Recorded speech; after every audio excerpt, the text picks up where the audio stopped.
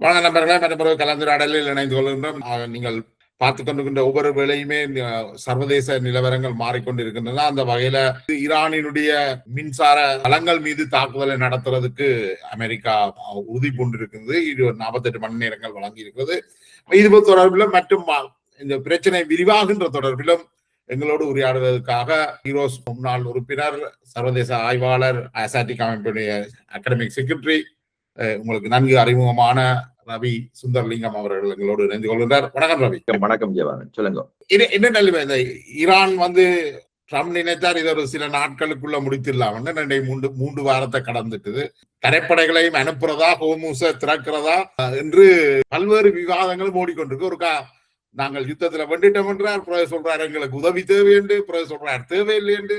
என்ன சொல்றது, ஒரு குளப்படிகார பையனை நாங்கள் உலகத்தினுடைய தலைவராக வரிந்து வச்சிருக்கின்றோம். என்ன, எப்படி உங்களோட பார்வை எப்படி இருக்கு இந்த நிலைமைகள்ல?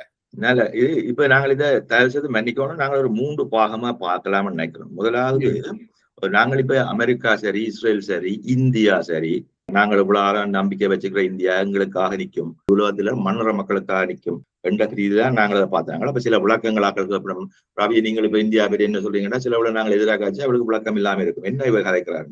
இப்ப பிரச்சனை சொன்னா நாங்கள் எப்படி பாக்குறோம், மக்களை எப்படி பாக்குறோம்ன்றதான் கேள்வி. மக்கள்கிட்ட இப்ப இதுவெல்லாம் முக்கியமான இது நாங்கள் டிஃபைன் பண்ணோம். இதுக்குள்ள சில வழியில நாங்கள் எங்களுடைய போராட்டத்தை எடுக்க வேண்டி வரும், பிரபாரம் எடுக்க வேண்டி வரும், ரத்னா எடுக்க வேண்டி வரும். ஒரு வகையில எல்லாம் ஒன்றுக்குள்ள ஒன்று தொடர்பான தொடர்பு படுத்தையில் என்று சொன்னால் எனக்கு வேலை கஷ்டம். முதலாவது. 2வது நாங்கள் அப்படி என்று சொன்னா உலகத்துல எங்கட கோட்பாடுகள் என்ன, எங்களுக்கு ஒரு கோட்பாடு, உலகத்துக்கு நாங்கள் என்ன கோட்பாடு வச்சுக்கணும். நாங்கள் அன்றாட காதல்களை போட்டு சிவி போட்டுக்க போறோமா, அல்லது நாங்கள் எங்களுக்குண்டே ஒரு தனி கோட்பாடோட உலகத்தை பார்க்க போறோமா? தனிமனிதராக சரி, மக்களா.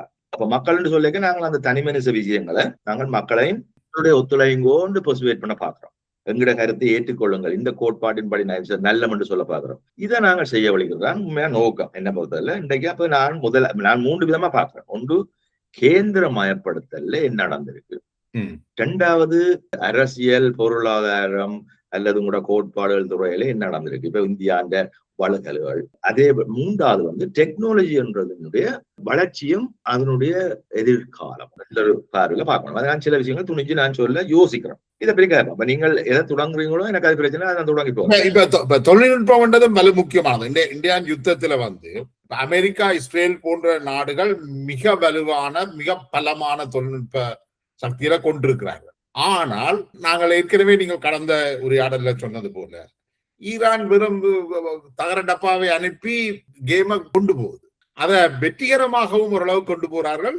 இன்றைக்கு வரைக்குமான இந்த 3 கிழமை யுத்தத்திலையும் ஈரான் ஓரளவுக்கு வெண்டுட்டு தான் நான் சொல்லலாம். என்றால் ஈரான் சர்வைவல், இவர்கள் எந்த ஒப்ஜெக்டிவையும் அவர்கள் அடைய இல்லை. நீங்கள் என்னண்டு இதுதான் இப்ப நாங்க கேந்திரமயமா பார்ப்போம். நான் இப்ப தகரடப்பா நான் டிஸ்கிரைப் பண்ண என்னத்தை நான் டிஸ்கிரைப் பண்ணா, இதே மாதிரிதான் நாங்கள் ஹமாஸ் இஸ்ரேலின் பாலே லைனை உடைக்க சொன்னாங்க. அவைகளும் பெரிய காசு எல்லாம் போட்டு அந்த லைனை வச்சிருந்தோம். ஹமாஸ் உடைச்சது வெறும் கையில வச்சுக்கிற விளையாட்டு சாமான்கள் வைக்கிற உங்களோட ஓக்கி டோக்கி மாதிரியான விஷயங்களை வச்சுதான் அவங்க ஆப்ரேட் பண்ணாங்க. இப்ப லோ டெக்னாலஜியோட நீங்கள் சர்டன் ஃப்ரீக்வன்சி ரேஞ்சுக்குள்ள கன டேமேஜ்ல நீங்க செய்யலாம் டெமான்ஸ்ட்ரேட் பண்ணி காட்டியிருக்காரு. இதுதான் அந்த கட்டித்தனம். அதே மாதிரி தான் இந்த தகரடப்பாக்கள் அனுப்பிக்க முதல் அது நம்பர் கேமா இருந்தது. நம்பர் கேம் தான் நாங்கள் 1000 அனுப்பினால் 5 கீழே விடும். அது இப்ப அதை பிறகு இந்த மாதிரி முன்னோக்கி கொண்டு போறார்கள்னு பாக்க அவைகள் அதுக்கு ரெடி பண்ணி வச்சிருக்கார்கள் தெரியுது. அப்ப அந்த முந்தைய நீங்கள் 50 உண்டை திரும்ப அனுப்புவதை பார்க்க இப்ப பலஸ்டிக் மிசைலோட சுத்த வர போகக்கூடியதை அனுப்பினீங்கள் என்று சொன்னால் அந்த 50ஐயும் இந்த பேட்ரியோட் மிசைல்களும் மண்ணாங்கடி மிசைலும் தாடுகளும் மண்ணாங்கடியும் பார்த்து கொண்டிருக்க பெரிய மிசைல் கீழே இறங்குவார் என்ற கணிப்போட போகும். இப்ப என்ன செய்றீங்கன்னா, முந்தி 100 அனுப்பி 5 விழும் என்ற காலம் போய் நீங்க 1 விழுந்தா காணும் அது பிரமாண்டமானதா இருந்தா நல்ல மண்ட நிலைமைக்கு வந்தாச்சு. அந்த நிலைமைக்கு வந்தாச்சு. அடுத்தது என்ன செய்கிறார்கள் என்று சொன்னால் பூஸ்டர்கள் போட்டு பாய்க்க தொடங்கிட்டார்கள். இப்ப பாலிஸ்டிக் கண்டெய்னர் மிசைல் என்ன சொல்லிக்க நீங்க 3 ஸ்டேஜ் ராக்கெட் பர்னிங் எப்படி கேட்கிறீங்க, அது அடுத்த கட்டம். அப்ப அதுவும் செய்கிறார்கள். அது மட்டும் இல்ல, ராக்கெட் போகேக்க எல்லாருக்கும் தெரியும், நீங்கள் இப்ப கார் உடைக்க உங்களுக்கு தெரியும், காத்து விசை உங்களை பின்தள்ளும். ராக்கெட் காத்து சவுண்ட் வேகத்தில் பார்க்க மேக் 2க்கு போகுது. மேக் 2 12 மடங்கு கூட. சவுண்ட் கிட்டத்தட்ட 340 மீட்டர் ஒரு செகண்ட் போகுது. இது 12,000 பேருக்குங்க, 10,000 பேருக்குன்னா 3,000 இருக்கு. அதான் இந்த சோனிக் பூம் கேட்கும். அந்த சோனிக் பூம் மாதிரி ராக்கெட்டுக்கும் காத்து பூம் ஒன்று இருக்கும். அது ராக்கெட்டை பின்னுக்கு தள்ளும். ராக்கெட்டை பின்னுக்கு தள்ளுறதுக்கு மாத்துறதுக்கு அவள் அதுக்கண்டு இசவாக இன்னொரு பூஸ்டர் ராக்கெட் போட்டு வச்சிருக்காங்க. சின்ன விஷயம். அப்ப எப்ப கூடுதோ என்ன மாதிரி கூடுதோ அதை பேலன்ஸ் பண்ணக்கூடியதா.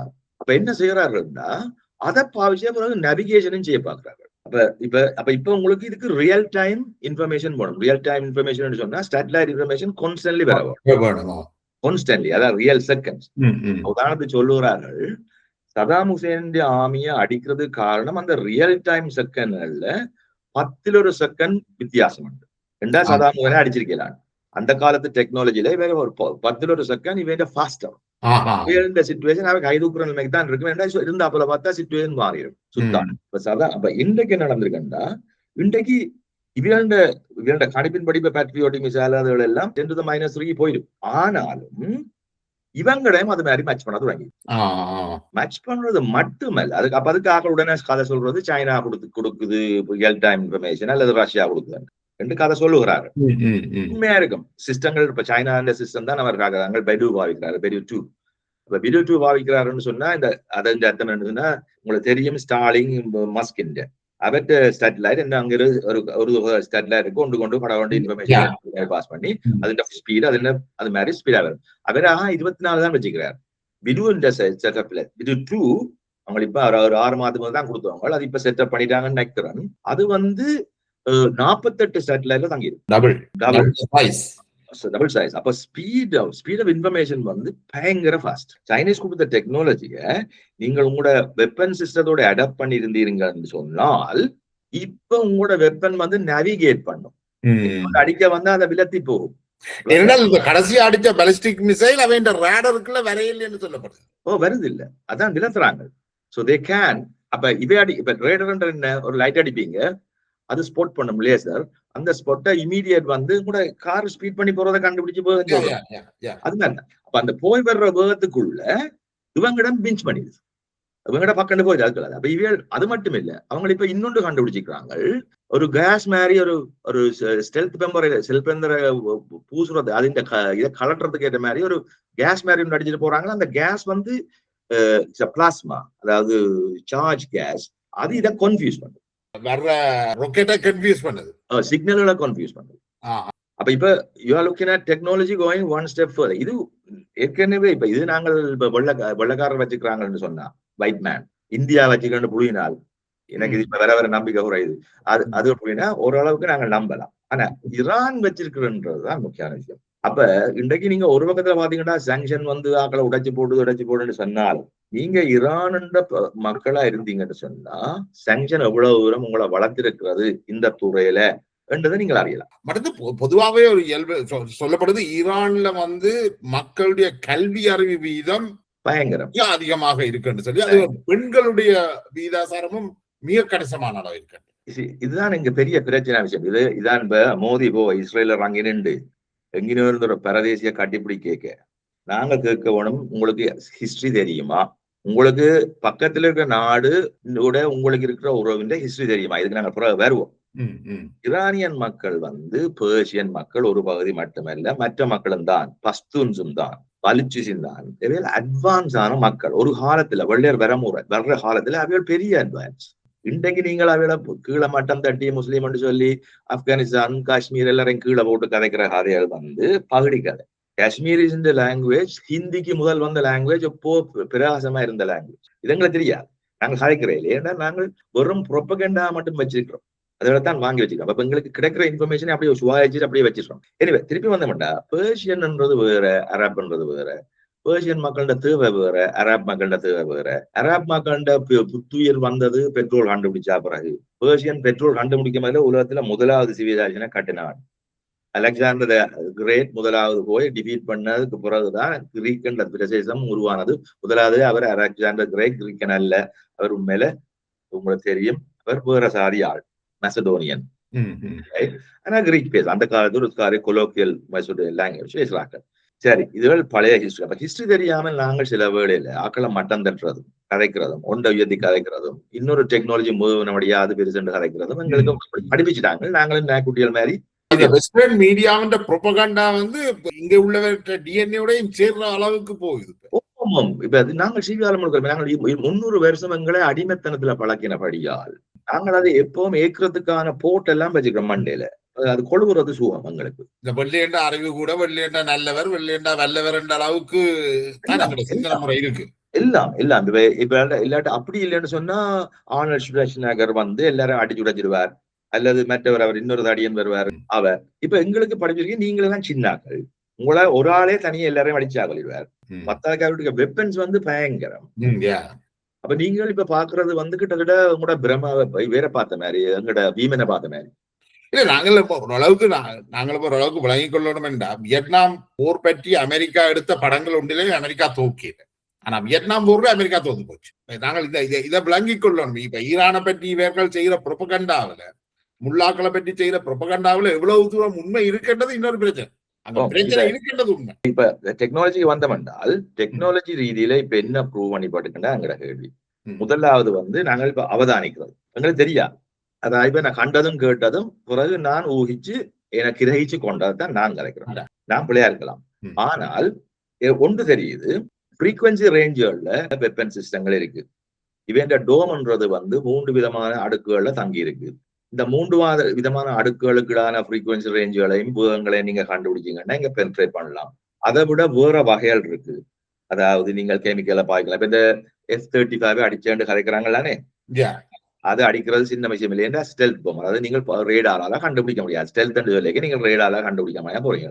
ரேடால கண்டுபிடிக்க போறேன்னு சொன்னா உங்களோட ஒரு கட்டுக்கதையில பாத்தீங்கன்னா நீங்கள் மை அடிச்சீங்கன்னா தெரிய வேணும்.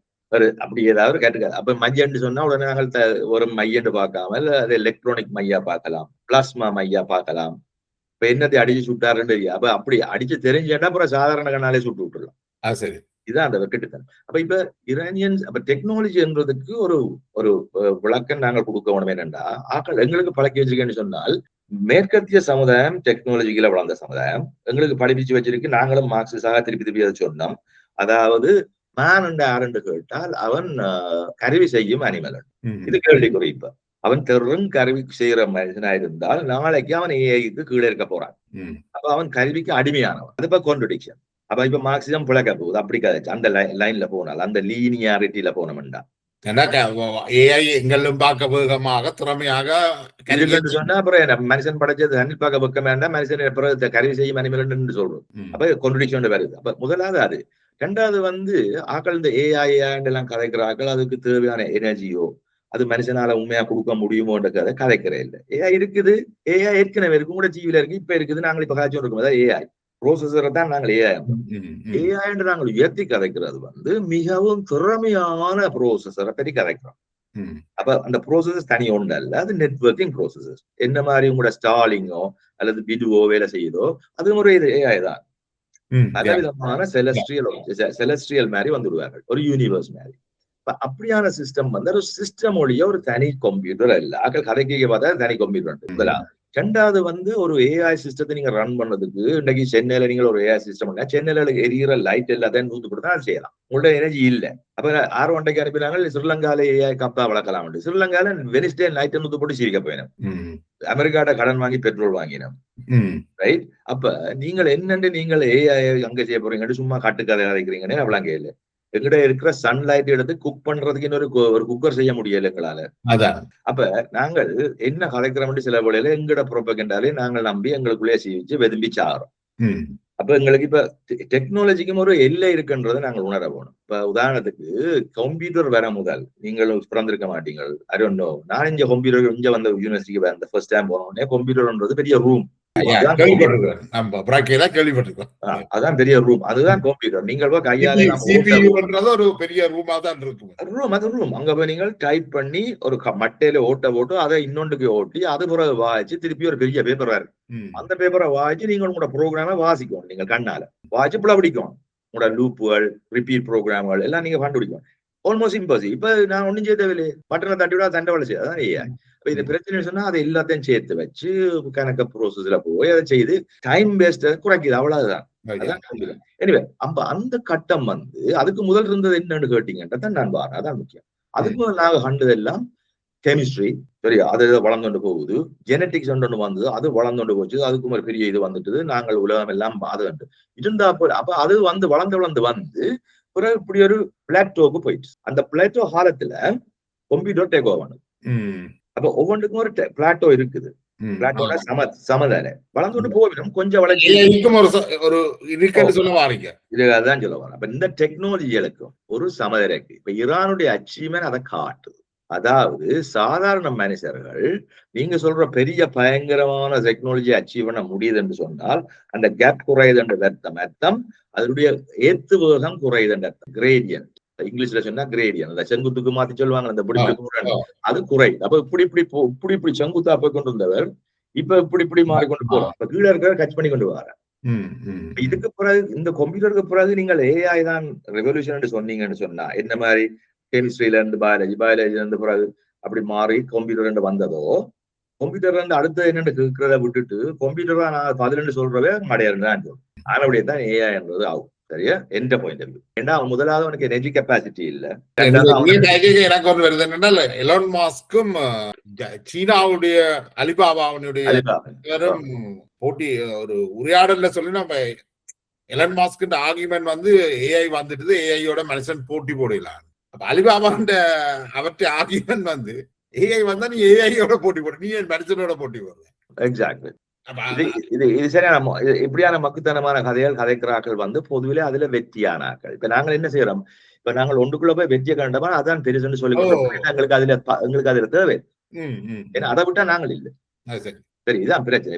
இப்ப சில வேளையில இப்ப ஹீரோஸ் மாறியும் கதைக்கிறதுக்கான சில பேர் நினைக்கிறோம் ஹீரோஸ் நான் ஹீரோஸோட சாகணும். அப்படி இல்ல.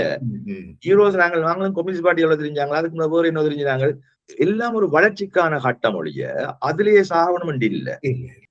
இதுதான் முக்கியமான விஷயம். அதுக்காக ஓடி ஓடி அங்கேயும் இங்கேயும் பீல இருக்கிற மாதிரி தெரிய தேவையில்லை. இது கடைசியா எங்கட ஆமையும் முயலும் கதை மாதிரி தான். ஆமை தண்ணிக்குள்ள ஓடும், அப்பா முயல் தரையிலேயே ஓடும், அவ்வளவுதான்.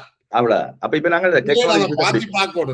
சரி இப்ப டெக்னாலஜி விஷயத்தை முடிச்சோம் என்றால் என்ன விஷயம் காட்டோம்டா, டெக்னாலஜி விஷயத்தை சமரைஸ் பண்ற கேட்டா நாங்க சொல்லலாம் ஈரான் வந்து இந்த டெக்னாலஜி என்னதான் உயர்தர டெக்னாலஜி இருந்தாலும் அதை ரீச் பண்ணது தன்னுடைய கெப்பாசிட்டியை வச்சு. தன்னுடைய கெப்பாசிட்டியா. இப்ப சஞ்சன் என்னத்தை செய்திருக்குன்னு சொன்னா இந்தியாவுக்கு செய்த மாதிரி தான். இந்தியாவுக்கு என்னத்தை செய்தீங்களோ சாங்ஷன்களை போட்டு, அந்த அணுகுண்டு வெடிச்ச சாங்ஷன்களை போட்டு இன்டெலக்சுவல் டிரான்ஸ்பர் நிப்பாட்டி, இன்டெலக்சுவல் ப்ராப்பர்ட்டி மட்டும் இல்ல, இன்டெலக்சுவல் எக்யூப்மெண்ட்ஸ் ப்ரோசஸர் மாதிரி விற்க முடியாம பண்ணி அவைகளா கண்டுபிடிக்க வச்சு அவைகளையும் உள்வாங்கி நீங்கள் அவைன்ற கம்பெனியில போய் அங்க எல்லாரையும் சேர வச்சீங்களோ அது மாதிரிதான் ஈரானுக்கு வந்துட்டு.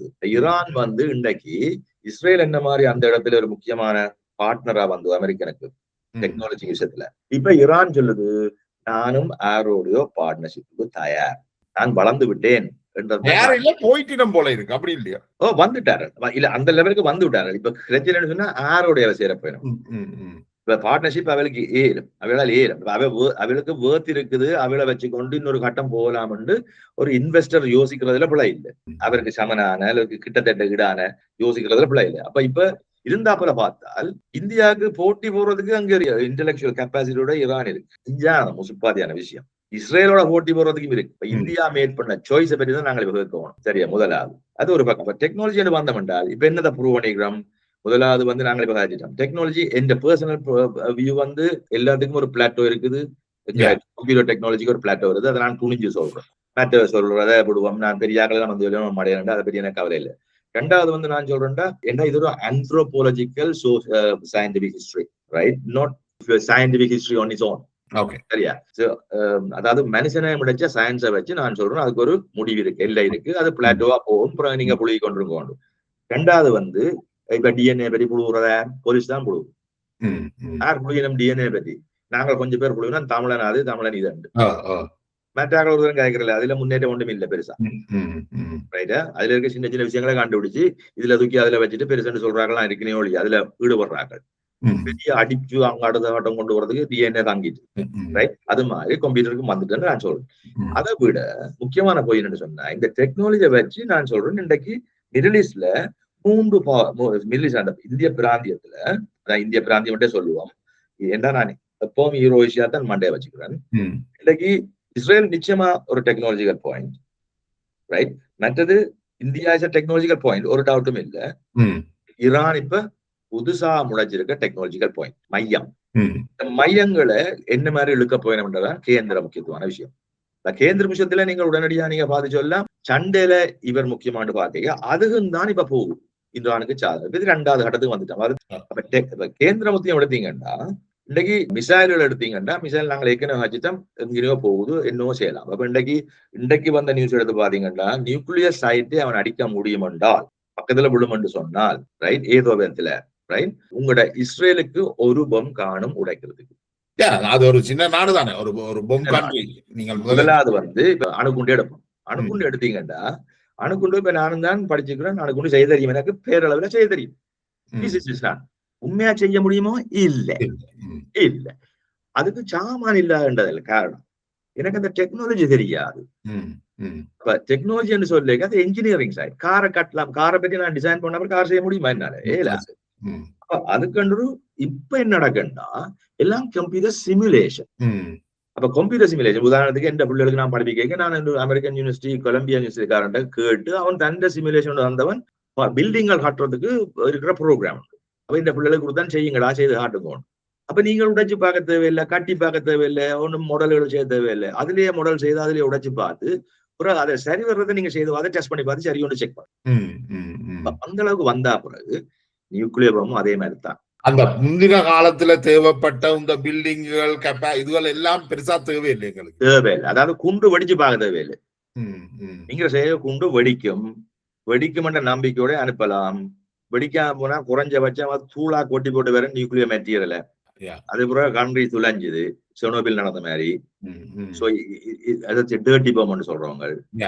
அப்ப இப்ப இதுகள் வந்து அப்ப இப்ப என்ன சொல்றோம், ஒரு சின்ன கண்ட்ரிக்கு ஈவன் டாக்டிக்கல் நியூக்ளியர் பம் எல்லாம் ஆப்பிரிக்கா டாக்டிக்கல் நியூக்ளியர் பம் இங்க இங்கோண்டு போட்டீங்கன்னா ஈரான் சைஸுக்கு அந்த டாக்டிக்கல் நியூக்ளியர் பம் போடுறோம்னா அட்லீஸ்ட் குறைஞ்சபட்சம் 100 ரூபாய். சரியா? நீங்கள் அப்ப அதுக்குள்ள அவன் ஒன்று உங்களுக்கு போட்டா காணும் ஒரு டாக்டிக்கல் பம். அப்ப ஆக்கள் இந்த கதை கேட்க என்ன கதைக்கிறாங்கன்னு தெரியல, சும்மா ப்ரொபகேட்டாக்கு விடுறாங்களே என்ற ஆக்களை இன்டிமிடேட் பண்றது. அதாவது ஈரானியன் மக்களை இன்டிமிடேட் பண்ண, அப்ப லீடர்ஷிப்புக்கும் அவர்களுக்கும் இடையில ஒரு இடைவெளியை உருவாக்க அப்படி இப்படியே சின்ன ப்ரொபகேண்டாக்கு தான் செய்யணும் ஒழிய உண்மையாக உலக தலைவர்களை பார்க்கக்குள்ள எந்த ஊர்ல இருந்த ரவுடி கூட்டம் மாதிரி தானே இருக்கிறாங்க. அப்சல்யூட்லி. அதுல ஒரு வித்தியாசம் இல்லை, பெரிய வித்தியாசம் தெரியுது. நீண்ட ஒரு இடம் உங்களுடைய நேரத்தை ஒதுக்கி எங்களோட வந்து இந்த கருத்துக்களை பகிர்ந்து நன்றி. இது சம்பந்தமான இன்னும் விரிவான உரையாடல்கள் நாங்கள் மீண்டும் தொடர்வோம். நன்றி. வணக்கம்.